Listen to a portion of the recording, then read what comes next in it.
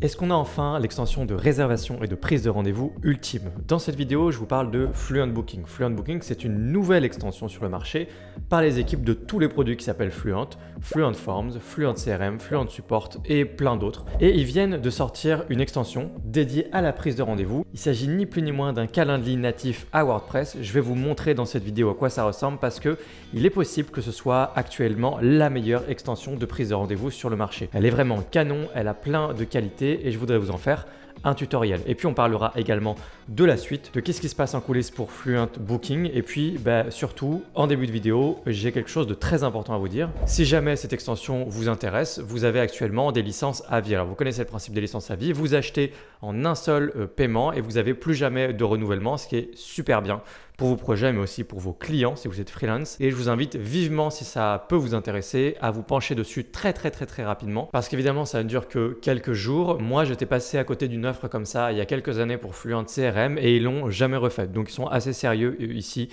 niveau marketing, ils font pas semblant et donc si vous passez à côté, il est très probable que vous puissiez pas en racheter une avant au moins des années et des années et peut-être même jamais. Donc je vous mets un lien dans la description de cette vidéo qui n'est pas un lien affilié, vous pouvez juste sauter dessus, Fluent Booking, et vous avez des licences à vie et ça ne dure encore une fois que quelques jours au moment de la sortie de cette vidéo, donc faites vite. Et du coup je vais vous faire une démonstration de Fluent Booking et de son fonctionnement. Vous allez voir, il y a plein de trucs super canons et à mon sens ça en fait d'ores et déjà une extension supérieure à Amelia, à cela près que Amelia a des années de développement derrière eux alors que Fluent Booking vient d'arriver, donc ils n'ont pas autant de fonctionnalités encore, mais ça va venir et ça va aller beaucoup plus vite que chez Amelia. Donc première chose, quand vous installez Fluent Booking, vous activez évidemment la licence, vous mettez votre clé, ensuite on arrive ici et je vous montre un petit peu comment ça fonctionne. La première chose à faire, c'est de créer votre tout premier événement, un service.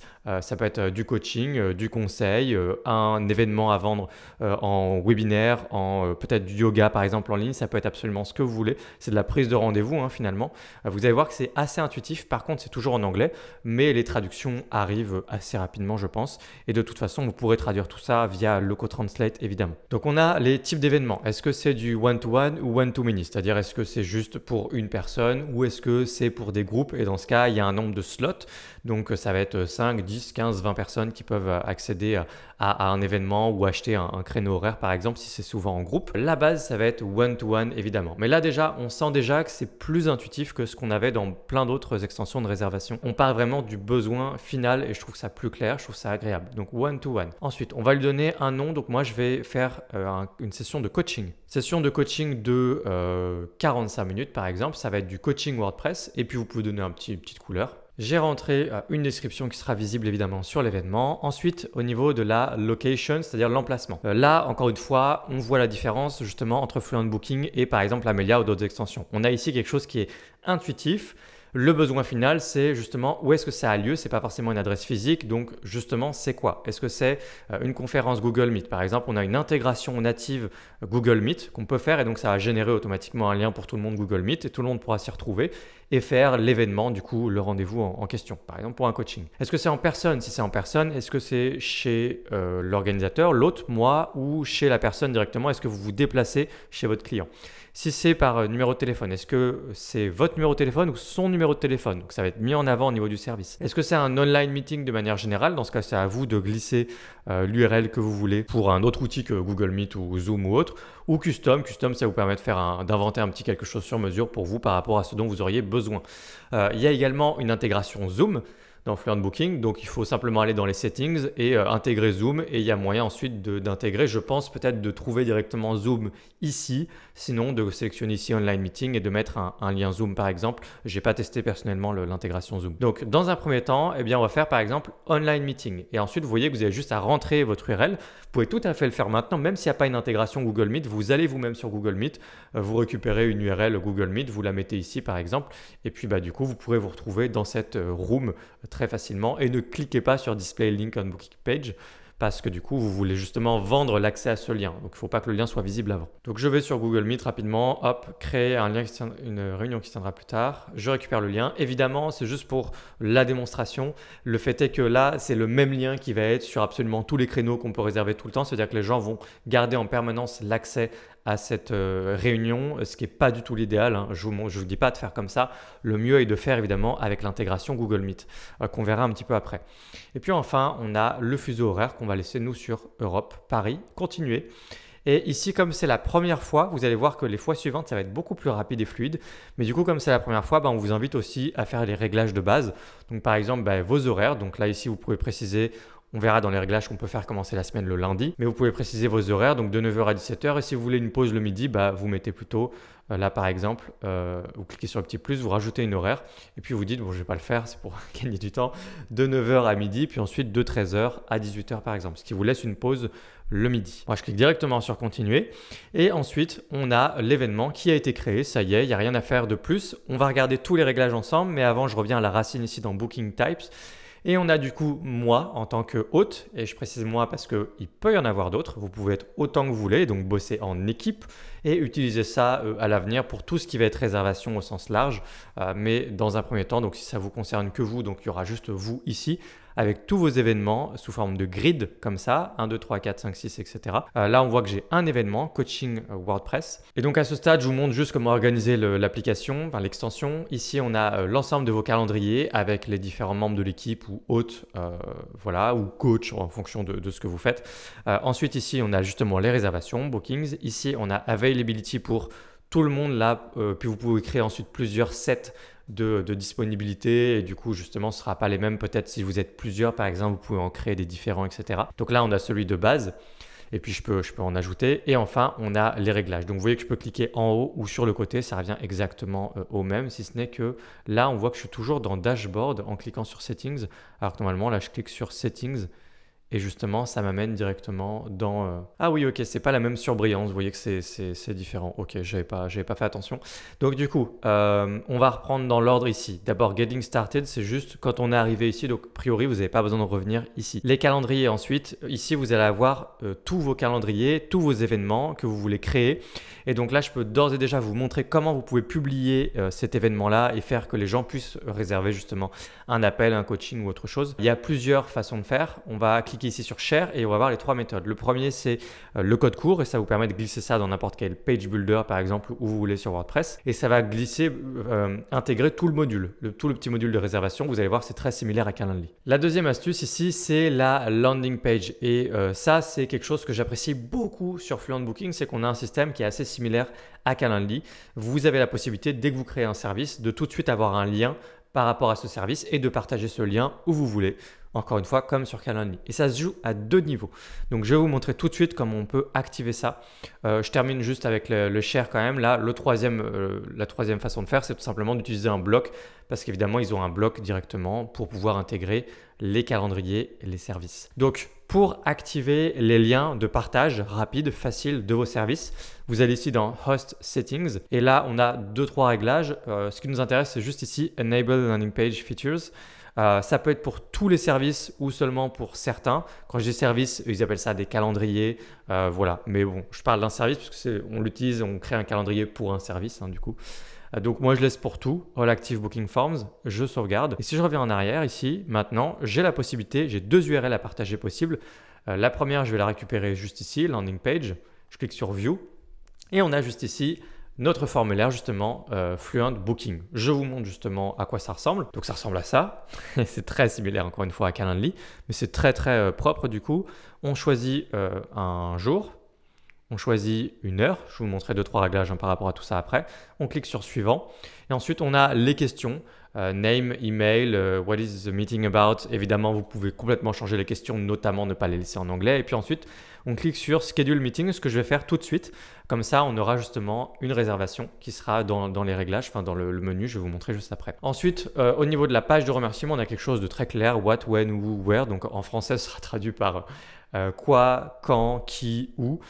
Et donc, on a justement la description, c'est quoi, quand. On a ensuite qui, donc là évidemment ça récupère votre nom dans WordPress, donc il ne faut pas laisser tout ça comme ça, mais vous comprenez l'idée, ou ça, online meeting. Ensuite ici, à partir de là, on peut très facilement, depuis la page de remerciement, mais également dans les emails qu'on reçoit, eh bien rechanger la date et l'heure si jamais la personne veut modifier son rendez-vous, et puis également l'annuler bien sûr.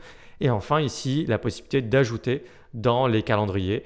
Donc ici, Google Calendar, c'est la base. Et puis ensuite, on a Outlook, Office et Other. Donc on a une page de remerciement qui est très claire et encore une fois, on reçoit évidemment des mails par rapport à tout ça. Ok, ensuite, quand on revient là, la deuxième URL que j'aimerais vous montrer qui est très intéressante, c'est celle-ci. C'est l'URL qui est liée directement à l'hôte ou au coach par exemple. Si je clique ici, on a une espèce de Linktree qui est créé automatiquement avec tous vos services qui vont être juste ici empilés les uns sous les autres. C'est une fonctionnalité qui est très intéressante. C'est aussi facile et rapide à partager qu'un service, sauf que vous partagez l'ensemble de vos services à travers cette page-là. Et moi, ça, j'aime beaucoup. Donc après, vous pouvez cliquer sur n'importe quel service et on retrouve le flow normal qu'on avait déjà juste avant. Donc ça, c'est vraiment les petits détails qui rendent Fluent Booking déjà pour moi supérieur à d'autres solutions sur le marché, notamment Amelia. Et puis, encore une fois, c'est vraiment plus fluide. Regardez, on va recréer à nouveau un événement ensemble. New Event Type. À nouveau, one-to-one, one-to-many. Le groupe, c'est notamment parce que y a ce système de nombre de places, par exemple. Donc, vous voudriez pouvoir dire, voilà, il n'y a que 5 personnes maximum ou autre. Si je reste sur le one-to-one, ensuite, on crée un événement juste en donnant un nom. Ensuite, une durée. Vous pouvez évidemment aller sur personnaliser et indiquer la durée que vous voulez en minutes, 1 heure, une description, un emplacement. Encore une fois, très intuitif. On part vraiment du besoin final. Donc, par exemple, in-person organizer address. Et je vais vous montrer ce que ça change. Là, ici, attendee address. Ça va être très intéressant. Donc, l'adresse du client. On clique sur continuer. Et boum, ça y est, on a créé un événement. Évidemment, il y a plein de petits réglages autour de tout ça, mais la plupart des réglages ont été pensés d'avance pour que la plupart d'entre vous veuillent laisser un petit peu ce qu'il y a par défaut ou presque. Et je vais vous montrer le résultat là par rapport à ce coaching premium qui se passe directement chez la personne. Ici, je vais cliquer sur Share et on va aller récupérer la landing page.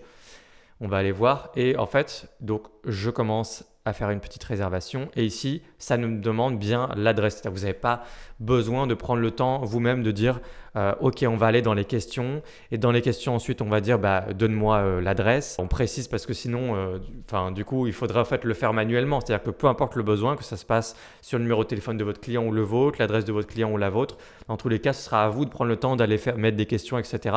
Et là en fait tout ça a été beaucoup standardisé pour que ce soit plus fluide, plus rapide pour vous, au détail près que évidemment pour l'instant c'est en anglais par défaut, mais sinon sur le principe c'est quand même assez canon. Maintenant, on voit un petit peu les réglages qu'on a au niveau de chacun de vos événements, coaching, rendez-vous. Donc ici, on peut le désactiver si jamais il y en a un que vous ne voulez plus faire, même pour un temps donné. Et puis ensuite, je vais cliquer sur Edit et on va regarder tous les réglages. On retrouve les réglages qu'on avait juste avant ici.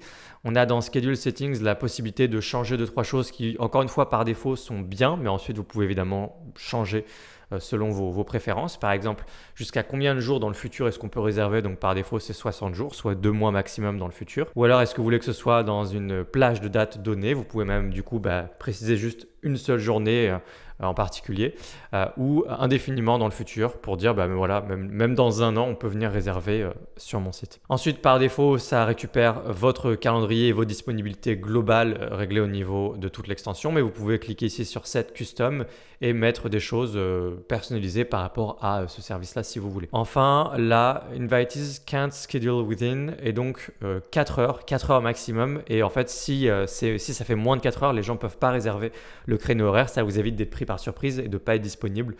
Donc 4 heures par défaut, je trouve que c'est bien. Vous pouvez mettre éventuellement plus si vous ne voulez pas que les gens puissent prendre le jour pour le lendemain. Vous pouvez mettre 24 heures, vous pouvez mettre ce que vous voulez, c'est en minutes, en jours ou en heures. Ensuite, on a les emails qui partent automatiquement, que vous pouvez activer, désactiver. Ensuite, vous pouvez cliquer sur Edit. Vous avez tous les emails par défaut qui sont tout simples, qui sont efficaces. Par contre, encore une fois, c'est en anglais. Faites attention, si vous utilisez Fluent Booking trop rapidement, vous avez un petit peu plus de travail, ne serait-ce que parce que tout est en anglais. Donc ça, il faut en tenir compte. Moi, je vais attendre quelques semaines tout simplement et je pense qu'il se passera quelque chose au bout de quelques semaines sur les traductions. Mais vous voyez que vous pouvez tout faire en français. Enfin, je veux dire, vous pouvez tout faire vous-même. Vous allez ici et vous écrivez ce que vous voulez. Ensuite, ici, on a les questions. Et donc ici, vous pouvez justement modifier les questions, l'ordre des questions, les ajouter, les supprimer. Et si vous voulez ajouter des questions, vous cliquez sur Add More ici et vous avez les différents types de champs, email, texte, téléphone, etc. Ici, on a les réglages pour le paiement. Donc pour ça, il faut faire une intégration. Donc on va aller dans les réglages globaux et pour l'instant, vous pouvez intégrer Stripe. À terme, ils vont intégrer également PayPal et ensuite, je ne sais pas s'ils intégreront. Ça dépendra de leur priorité, j'imagine. Enfin, vous avez la possibilité d'envoyer des données à chaque fois qu'il y a une réservation qui est faite où vous voulez par un système de webhook. Donc, vous pouvez créer des webhooks à partir d'ici. Et il y aura également des intégrations sans passer par des webhooks, des choses qui sont plus user-friendly. Pour l'instant, ça s'intègre à Fluent CRM. Évidemment, et ensuite à terme ça s'intégrera à, j'imagine, beaucoup d'autres choses nativement en quelques clics sans passer par des choses un peu plus techniques comme des webhooks qui sont néanmoins très pratiques, très utiles et pas si techniques. Voilà, je terminerai peut-être au niveau des événements ici en cliquant sur non pas one-to-one mais groupe par exemple, et là vous voyez qu'il y a le max invitees in a spot, donc le nombre de personnes maximum. Donc si on garde le même système que ce qu'on a fait jusqu'à maintenant et qu'on dit on peut réserver toutes les 1 heure ou toutes les 30 minutes pour quelque chose qui dure 1 heure, 30 minutes, enfin peu importe. Dans ce cas, si j'écris 5 ici, ça veut dire qu'à tout moment, sur n'importe quel créneau, il peut y avoir jusqu'à 5 personnes qui réservent pour l'événement, pour un Google Meet ou un Zoom par exemple. Alors évidemment, il manque des réglages, il manque des petites subtilités sur le glissement en fait, des horaires et comment est-ce qu'on peut réserver. Par exemple, est-ce qu'on se dit on veut toujours minimum 15 minutes ou 30 minutes de battement avant que quelqu'un puisse réserver un rendez-vous après un rendez-vous qui a déjà été pris, et on ne veut pas que des rendez-vous s'enchaînent trop vite, trop facilement, etc. Mais tout ça, ça arrive parce que je vois notamment la roadmap qui a été rendue publique hier au moment où je tourne cette vidéo. Et ce que je viens de vous dire là, par exemple, ce qu'on appelle le buffer, le temps qu'on a avant et après un rendez-vous pour s'assurer d'avoir du temps entre deux rendez-vous, c'est l'une de leurs priorités et ça arrive, je pense, ces prochains jours. Grand maximum ces prochaines semaines, mais en fait, vous pouvez déjà imaginer que c'est entre vos mains, que vous l'avez parce que ça arrive très rapidement. Ensuite, on va aller dans Booking et on voit du coup qu'on a justement les bookings qui sont ici. Donc ensuite, vous pouvez cliquer sur View Detail. On a une façon de présenter que je trouvais un peu bizarre au début et j'ai fini par comprendre. On peut cacher ici en fait et vous aurez du coup tous les rendez-vous qui s'affichent là les uns en dessous des autres et cliquer sur l'un d'entre eux et avoir les informations comme ça visibles très facilement en un coup d'œil. Toutes les infos sont visibles et les 3 petits points vous permettent éventuellement d'annuler par exemple si vous voulez. Un rendez-vous marqué comme complété pour un rendez-vous passé, etc. Voilà, tout simplement. Donc ça, c'est pour la partie booking. Rien de plus à vous montrer ici. Et puis, on a availability. Vous pouvez revenir à tout moment ici, cliquer sur vos disponibilités, changer ça et également mettre override, c'est-à-dire écrire des dates. Par exemple, si vous avez des vacances de tel jour, de telle date à telle date, vous n'êtes pas disponible malgré vos disponibilités habituelles. Vous pouvez venir rentrer vos vacances ou vos jours fériés ici. Juste dessous, vous avez la liste des services qui utilisent ces disponibilités-là, qui sont encore une fois paramétrées de manière globale et vous pouvez, je vous rappelle, changer les disponibilités service par service. Enfin, on va dans Settings. Ici, on a les réglages de base, par exemple ici, ce qui m'intéresse moi, Calendar Start From.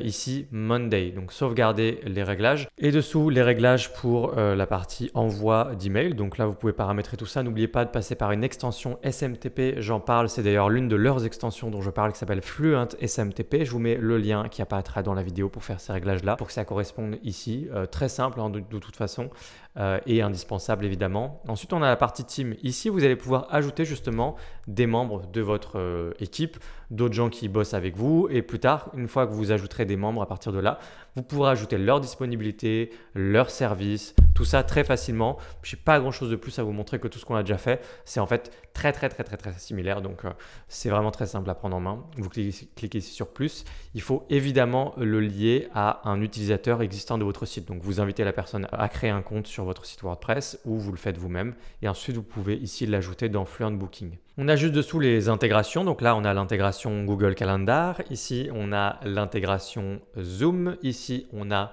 l'intégration Twilio, donc pour tout ce qui est SMS, pour des notifications par SMS plutôt par rapport au rendez-vous. Et puis, on a l'intégration Stripe, la base qui va vous permettre justement d'encaisser des euros. Donc là, vous avez juste à cliquer sur Connect with Stripe, vous vous connectez à Stripe, etc. Vous faites tout le processus, soit pour le mode de test, soit pour le mode live, soit pour les deux. Évidemment, il faudra passer en live mode ensuite quand vous voulez vraiment encaisser de l'argent. Vous changez ici la currency, je ne sais plus parler en français, hop, et la devise. Et puis ensuite, vous cliquez sur sauvegarder tout simplement. Et ensuite, vous pourrez très facilement activer les paiements sur n'importe lequel de vos services et dire ensuite c'est 20 euros, 30 euros, 50 euros, etc. Vraiment tout con. Évidemment, c'est très basique pour l'instant. Il n'y a pas grand chose, il n'y a pas spécialement d'upsell, ça n'envoie pas non plus des factures, pensez-y. Enfin voilà, il y a tout ça, c'est très basique, mais ça fonctionne très bien. Si vous voulez intégrer Fluent Booking dans l'une de vos pages, vous avez un bloc. Il suffit de glisser, déposer le bloc et de sélectionner du coup votre calendrier. Donc ici, je fais une petite recherche, Fluent Booking. Et puis ensuite, vous avez juste à sélectionner ce que vous voulez. Vous voyez que c'est rangé par utilisateur, donc la coaching WordPress par exemple. Vous avez vraiment une prévisualisation ici qui est un peu grossière du coup. Voilà, et puis ensuite vous avez le résultat qui est juste ici, c'est-à-dire soit on utilise les pages comme on a vu au début à partager directement façon Calendly, soit vous intégrez votre formulaire absolument où vous voulez dans votre page et sur votre site WordPress. Alors c'est quoi le futur de Fluent Booking? Alors déjà ici on voit qu'on a quelque chose qui est très optimisé pour la prise de rendez-vous et puis qui lorgne aussi du côté de la prise de rendez-vous, enfin de réservation pour des événements. Donc on peut déjà faire quelque chose, on peut déjà faire de la réservation pour des événements puisqu'il y a le système de groupe, etc. C'est pas encore complètement optimisé pour ça. Pour l'instant, il y a des espèces de petits, on prend des chemins un peu, des détours pour arriver à faire quelque chose pour des événements. Ça, c'est justement sur leur roadmap. Maintenant, on a prise de rendez-vous. Demain, on va avoir les événements avec plus de fonctionnalités autour de ça. Ça va arriver très très vite. Et puis, Fluent Booking, en fait, ils sont tellement ambitieux qu'ils ont décidé de s'attaquer au booking, à la réservation au sens large et d'ajouter également tout ce qui est hôtel et gîte. Donc, vous m'avez bien entendu, Fluent Booking va vous permettre de bosser également pour des sites WordPress sur tout ce qui est hôtellerie et la réservation pour des hôtels au sens large. Donc, vous voyez déjà le résultat aujourd'hui et moi, j'ai hâte d'avoir une extension de cette qualité-là, mais pour les hôtels et qui ne dépend pas de WooCommerce. C'est ça la grande différence fondamentale qui fait que ça m'intéresse beaucoup, c'est que ça ne fonctionnera pas sur WooCommerce, ça fonctionnera tout seul et on risque d'avoir une extension vraiment, vraiment canon pour les hôtels l'année prochaine, puisque la partie hôtel, c'est quelque chose qui arrivera à partir de début 2024. Donc si tout ça, ça vous intéresse, eh bien vous n'avez qu'une seule chose à faire, foncez sur l'offre à vie qu'il y a pendant à peine quelques jours de Fluent Booking et en profitez parce qu'après, croyez-moi, vous me remercierez, vous serez très content de les avoir et on fera évidemment des tutoriels ensemble, on refera du contenu sur cette extension et je vous tiendrai au courant sur son avancée et sur les dernières fonctionnalités. N'hésitez pas à me dire ce que vous en pensez dans l'espace commentaire, je serais très curieux d'avoir vos premiers retours. Est-ce que vous pensez que c'est mieux, moins bien qu'Amelia? Bon, bien sûr, c'est juste différent, ça vaut pas toujours le coup de comparer, mais en même temps, on compare parce que vous êtes obligé de comparer finalement à la fin de la journée et de prendre une décision. Donc, qu'est-ce que vous pensez de Fluent Booking en l'état actuel et de ce qui arrive? Est-ce que ça vous hype? Est-ce que vous êtes chaud justement pour Fluent Booking pour en faire une extension, l'extension principale pour tout ce qui est réservation, prise de rendez-vous désormais pour vous dans WordPress? Dites-le moi en commentaire et moi je vous retrouve dans une prochaine vidéo sur WordPress. Pensez à vous abonner à cette chaîne si ce n'est pas déjà fait et n'hésitez pas à jeter un œil dans la description de cette vidéo si vous voulez aller plus loin sur WordPress avec moi. J'ai un tas de formations qui vous attendent au catalogue sur tous les sujets, devenir freelance, créer des sites pour restaurants, créer des sites e-commerce, etc. Plein de choses. Lien dans la description. Je vous dis à très bientôt. Ciao.